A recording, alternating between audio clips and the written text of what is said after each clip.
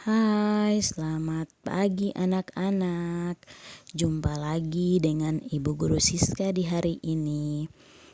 Ibu Guru harap anak-anak masih tetap semangat dan sudah mempersiapkan diri untuk mengikuti pembelajaran. Anak-anak, hari ini kita belajarnya di tema 8, subtema 1 dan kita masuk pada pembelajaran 3 dan pembelajaran 4.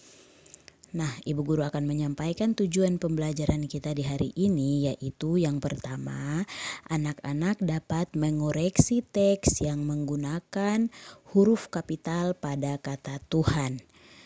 Tujuan yang kedua, anak-anak dapat menuliskan waktu dalam 24 jam. Dan tujuan belajar kita yang ketiga adalah anak-anak dapat membedakan kuat lemah ketukan dan juga keras lembut bunyi pada lagu anak. Nah, kita langsung saja pada tujuan pembelajaran kita yang pertama atau materi kita yang pertama, yaitu mengoreksi teks yang menggunakan huruf kapital pada kata Tuhan.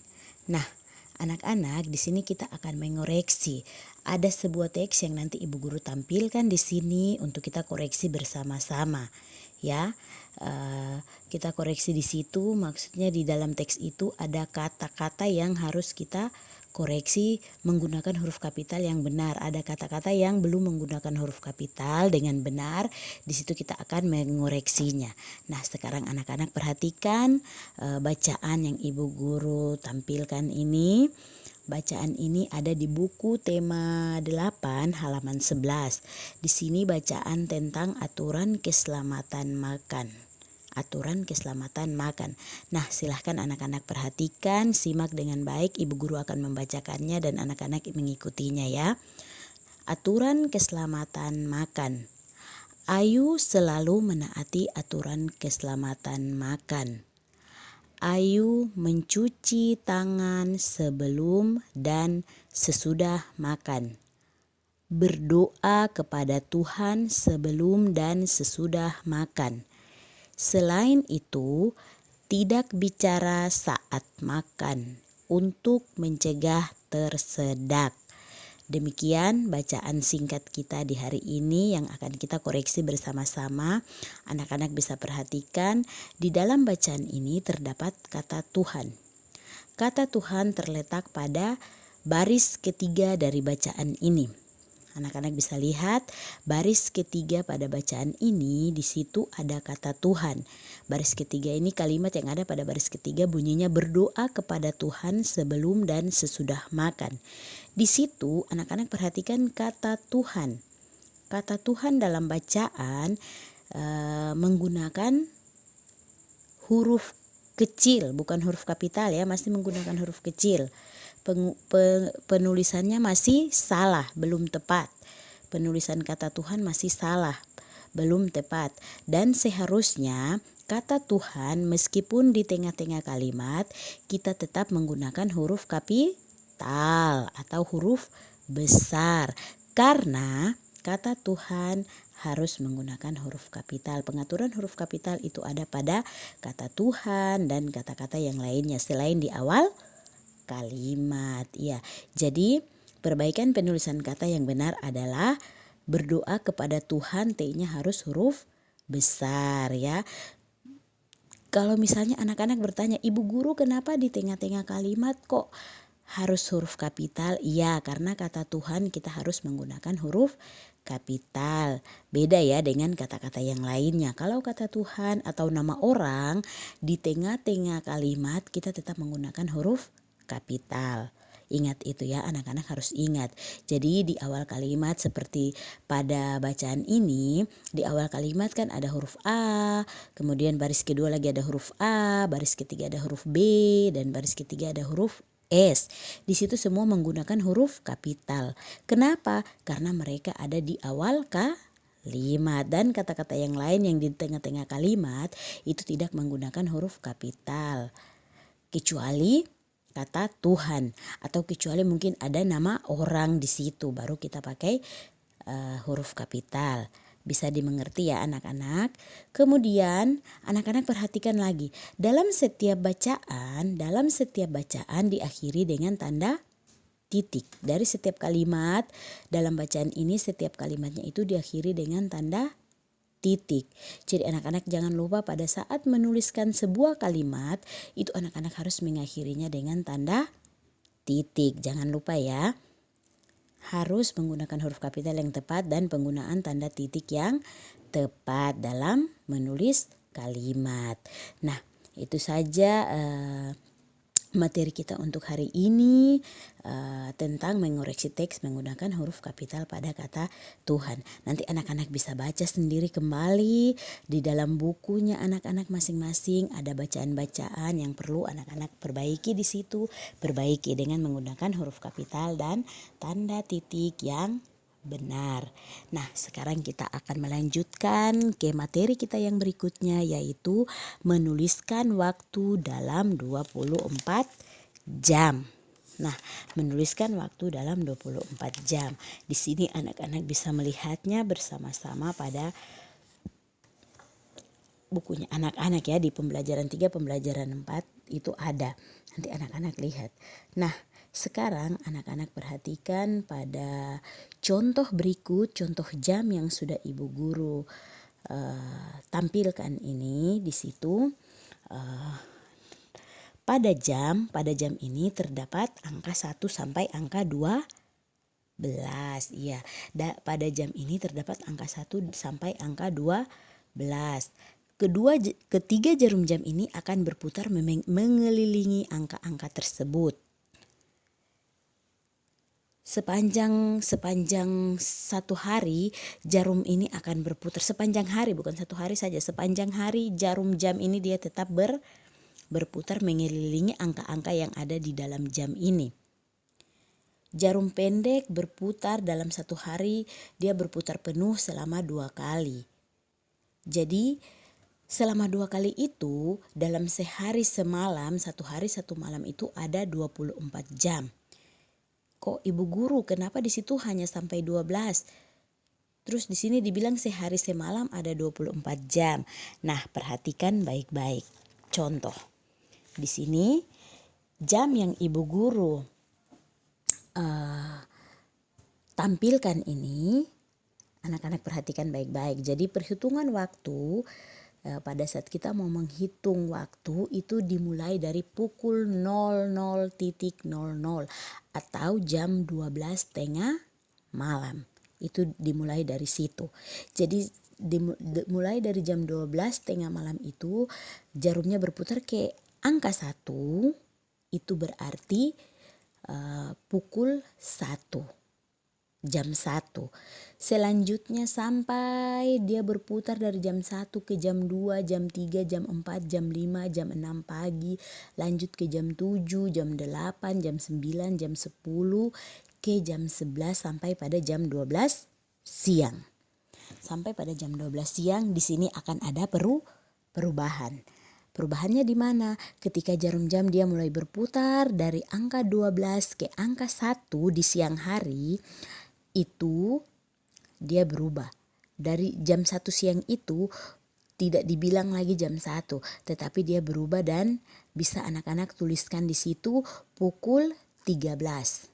Jadi 12, setelah 12 kan 13. Jarumnya ke angka 1, tetapi di situ dibaca pukul 13.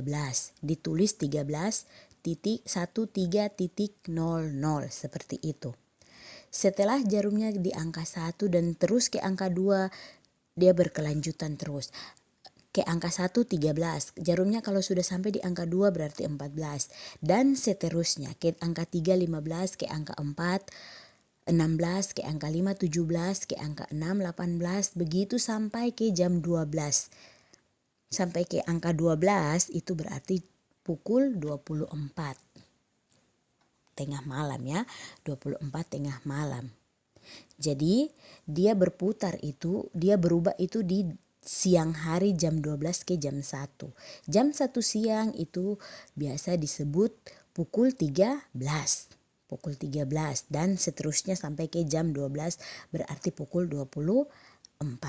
Bisa ya, anak-anak bisa pahami ya. Jadi seperti contoh yang ada di sini, jarum panjangnya ada di angka 12 dan jarum pendeknya ada di angka 1.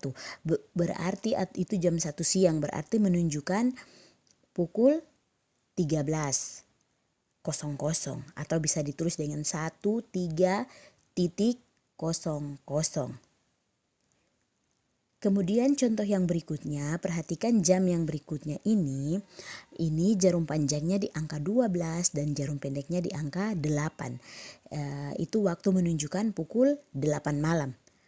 Pukul 8 malam kita tidak tulis dengan 08.00, tetapi kita tulisnya itu pukul 20. Kalau jam 8 malam itu sudah masuk hitungan jam 20, pukul 20.00. Karena dari angka 1, 13, dia loncat ke angka 2, angka 3, sampai di angka 8 itu hitungannya 20. Berarti jam 20 malam. Bisa ya, anak-anak bisa pahami apa yang Ibu Guru sampaikan ini ya. Jadi perubahannya mulai dari jam 12 siang itu ke jam 1 dan seterusnya. Kalau jam 8 malam itu berarti sama dengan jam 20 atau jam 6 sore itu sama dengan jam 18. Seperti itu. Bisa ya anak-anak? Ya, ketika nanti Bu Guru kasih soal, anak-anak sudah tidak keliru lagi untuk menjawab. Nah, kita lanjutkan pada pembelajaran kita yang berikutnya, yaitu membedakan kuat lemah ketukan dan keras lembut bunyi pada lagu anak. Di sini anak-anak bisa perhatikan pada kuat lemah ketukan, anak-anak lihat di buku tema 8 halaman 12. Pada halaman 12 ini, di situ ada kita akan belajar membedakan kuat dan lemah ketukan pada lagu anak. Anak-anak perhatikan penggalan lagu Ayah yang Ibu Guru tampilkan ini. Di situ anak-anak amati baik-baik. Kita lihat sama-sama di situ ada tanda seperti V ya. Tanda V terbalik. Menyamping itu tanda V, dia miring begitu, seperti dia miring, dia terbalik ya. Nah, setiap itu ada 3 tanda pada penggalan lagu ini. Jadi di situ keterangannya dijelaskan bahwa nada dengan tanda V terbalik memiliki ketukan kuat. Sedangkan nada tanpa tanda V terbalik memiliki ketukan lemah. Dan anak-anak perhatikan, ketukan kuat itu berada pada ketukan pertama. Kita lihat ketukan pertama ada di mana. Nah, itu yang pertama ada pada angka 3. Karena itu memang ketukan pertama. Setelah berikutnya ketukan kedua yang kuat, ketukan berikutnya ketukan yang kuat ada pada birama yang baru. Jadi setelah ketukan pertama ada garis birama ini Bu Guru ada kasih tunjuk garis biramanya, kemudian dilanjutkan ke angka 4.